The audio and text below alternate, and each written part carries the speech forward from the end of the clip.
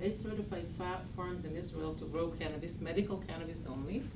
And I started working in my lab. It took several years because there was no regulation how to allow researchers to grow those plants. So it took about 1.5 years to build sheltered rooms in the dungeons of Mechol Volcani. It was actually in the basement, all cemented with walls, buildings with cameras and sensors. We still have those old rooms in addition to also much newer greenhouses. And we started working on cannabis. So this kind of took me a little bit apart from what I was doing before. I'm still working a lot on saline water. Actually, my initial interest in salinity and saline water came because I grew up in Haifa. I was part of the reform movement. I joined the Galin. As part of the army, I spent in kibbutz Yehel, which is the first reform kibbutz in Israel, where I also met my husband, who sits there in the back. He grew up in the San Francisco reform kibbutz movement, moved to Israel, so we are kind of mixed marriages, as we say on the kibbutz. And that's probably why I was very much interested in salinity in water. And in Israel now, we're also part of the reform movement. We're members of kibbutz, of the congregation at Kibbutz Gezer. And the reason that I mention it is, as we will see before, what happened since 5 years ago when I reached this call until today is that everyone in Israel is interested in cannabis, as in California and probably half the world, and especially all the kibbutzim who are having such a hard time making money from general agriculture. So all the farmers which are having a hard time to make decent income believe that salvation will come from cannabis. So Kibbutz Gezer, is maybe 500 other farmers in Israel are hoping to see this.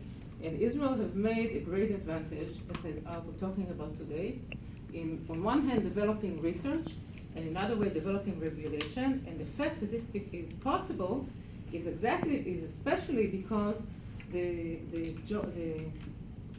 especially because there is such a merge between regulation and between development of research and overall technological development. So this was really the challenge. The challenge is that cannabis has a name for illegal substance which is used recreationally. And in terms of legalization in Israel, we are not talking at all about legalization, only medicalization. So there has to be some way to combine looking at medical things, at medical approaches, and to develop regulation that will allow to somehow merge those two issues. So how do we reconcile? Between recreation and medical, and especially how do we make an emphasis on medical and progress with this, and how will regulation catch up and allow us to do it? So really the miracle of what happened in Israel is because the ability to combine the regulation, and the regulation caught up in such a way that allowed us to develop research as well as technological development. And this is what I'm going to show you a little bit about today. So we know that Israel is a startup nation. You have a huge percentage of startup in Israel. Many of them are successful. But when we look, this I picked up a few months from newspapers in the U.S. So we see how Israel became the world's cannabis research leader. Israel, the epicenter of cannabis research and innovation.